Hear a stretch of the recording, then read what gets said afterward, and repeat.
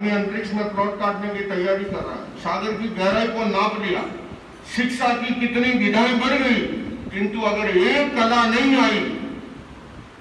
एक आदमी घूमने गया नदी के किनारे, नाविक ने पूछा कितने साल के हो, बोले 60 साल का।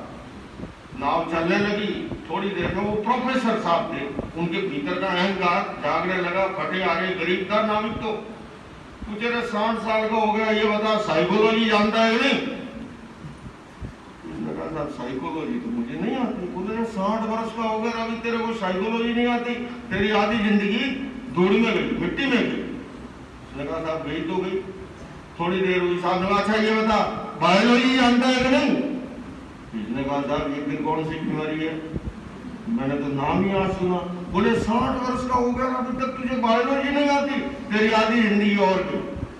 थोड़ी देर हुई, साहब ने पूछा था ये बता सोशियोलॉजी जानता है कि नहीं? इसने कहा साहब मुझे तो ये नहीं आता, मैंने तो खाली नाव चलाता हूँ, पेट भर लेता हूँ। बोले तेरी आधी जिंदगी और की। थोड़ी देर हुई, साहब ने कहा अच्छा ये बता फिजियोलॉजी जानता है कि नहीं? इसने कहा साहब गरीब आदमी की क्यों मजाक कर रहे हैं, मुझे ये लॉजी नहीं आती, बातों बातों में बता रहा नहीं। सामने हवा आने लगी और एक पट टूट गया नाव का। पट टूटा, नाव में पानी भरने लगा। इस बार नाविक ने पूछा कि साहब तैरना जानते हो कि नहीं?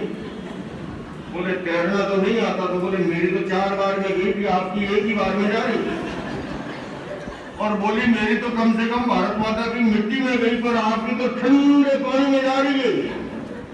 बंधुओं और बहनों, समश्री के प्रतिक्रमण के साथ अगर सही से नहीं किया ना, ये सारी एक बार में पानी में चली जाएगी। इसलिए साध्वी श्री ने जितनी मेहनत की है, और जेडी जैन साहब ये भी मेहनत कम नहीं कर रहे हैं, ये बड़े उद्योगपति हैं, वो तो अपनी जगह है। लेकिन मैंने बड़ी बात देखी, हालांकि उन्होंने फोन पे मुझे जब कहा तो मैंने उसी समय हाँ कर ली, पर स्वयं चल करके करोलबाग मेट्रो स्टेशन आश्रम पहुंची। अरे मैंने कहा इसके लिए कहाँ आने की जरूरत है, मैंने याद कर लिए भाई उनके घर चला जाएगा। बोले नहीं, हमारा एक शिष्टाचार होना चाहिए।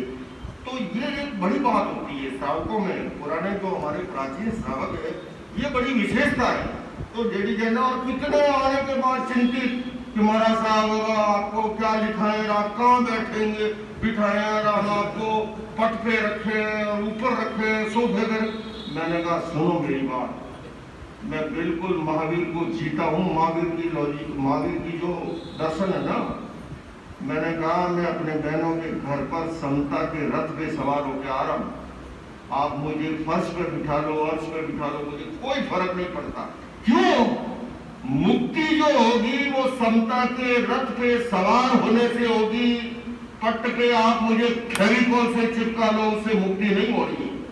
न कुर्सी पे बैठने से मुक्ति जानी है, न सोफे पे बैठने से मुक्ति जानी है। मुक्ति का संबंध है सरलता से, ऋजुता से, पवित्रता से, कसाय मुक्ति से। इसी के साथ मैं अपनी बात को संपन्न कर रहा हूँ और आपको भी निवेदन भी कर रहा हूँ, आमंत्रित भी कर रहा हूँ।